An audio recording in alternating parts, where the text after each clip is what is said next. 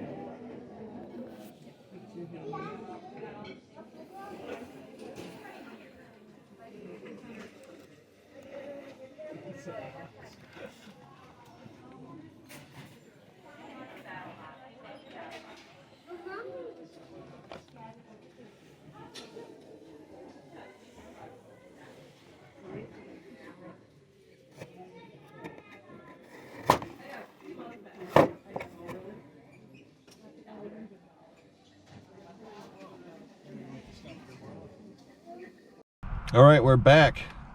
You saw in that video this particular thrift store, all of their antique stuff, their valuable stuff, they had on one wall, and it was crazy.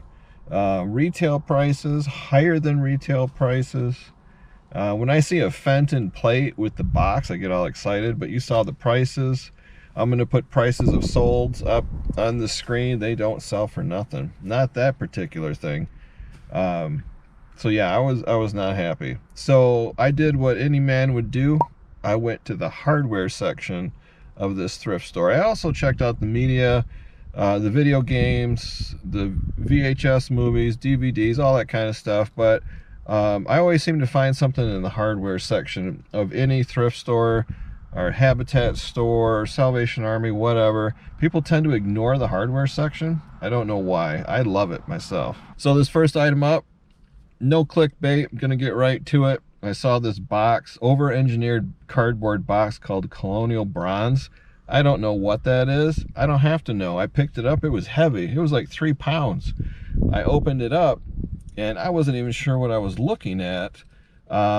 Solid steel, really super nice. And on the edge of the box, it said, I think it said toilet paper holder. I had to go home and look it up and Google it to find out this is a manufacturer, I think in Connecticut. I think Colt Firearms used to be there. They make high-end towel racks and paper towel holders, toilet paper holders, all kinds of stuff. It took me just a few seconds to find their website, and I was shocked. Let me tell you. Regular retail price for this item, $270 for a toilet paper holder. I think if I had the option between putting my roll of toilet paper on the bathroom floor or spending $270 on a holder, I'd just set it on the bathroom floor. Some plumbing supply websites had it as low as $199. I didn't find any solds on eBay, but that's okay because this is a rare item, doesn't matter. I think I'm going to list mine for open box new $189.99. So if I sell it, I'm going to make a YouTube short and I'll let you know what happened. But yeah, regular retail $270. I was shocked. What did I pay for this? I paid $3 for it. Next are these halogen light bulbs. They are not LED, they're halogen. Some people like these suckers, these little 50-watt bulbs. Paid $1 a piece for them. And they do sell. Old bulbs will sell. They're new in the box. I think I'll lot them up and sell them for $12. I mean, it's not a home run, but you know, $2 into 12, that ain't bad. It definitely ain't no toilet paper roll holder, I'll tell you what. Next is this Mobile One oil filter. Obviously new in the box. I don't know anybody that would put a used one in the box and donate it to a thrift store. That would be terrible. Not a big deal. I paid $2 for it. I'll list it for $14.99. Then I couldn't believe this. I saw a Ziploc bag with uranium glass in it. So these are Hazel Atlas furniture casters. Now some people call them coasters. You put these under the little legs so you don't wreck your furniture. I'll put a box up here, a picture of one of the original Hazel Atlas container. It says furniture casters, but I think 90% of them on eBay call them coasters. Whatever, I'll put in the title casters and coasters. These are uranium glass. Bada boom, bada bing. What did I pay? I paid $2 for this bag of 4. I quickly inspected them at the thrift store. No damage, no cracks. I saw the logo and everything. I was stoked. I'll list those for $29.95 plus shipping on top. So my grand total cost of goods was $9, and if everything sells for what I hope it'll sell for, $246. That ain't bad. $9 into $246. It's not pure profit. Obviously, you have your expenses and your taxes and all that stuff, but heck, $9 cost of goods into 246 gross sales for a 1-hour trip to one thrift store. That's pretty good. So if you come back, watch my channel, watch the other videos, I'll show you how to treasure hunt, how to find these things, what's garbage, what's valuable, and I'm putting out shorts too. I have playlists too on how to source items, so come back and check that out. Make sure you hit the subscribe button and the bell icon. I keep saying this, I've been saying this for 2 years, but there are men working out in the street putting down conduit and pipe and digging holes. I'm going to have high-speed fiber optic internet by April, in 2 months-ish, and I'll be going live again, so I'm super excited about that. So that's the video, guys. Short and sweet. If you liked it, hit that thumbs up and subscribe if you haven't subscribed. Until next time, see ya.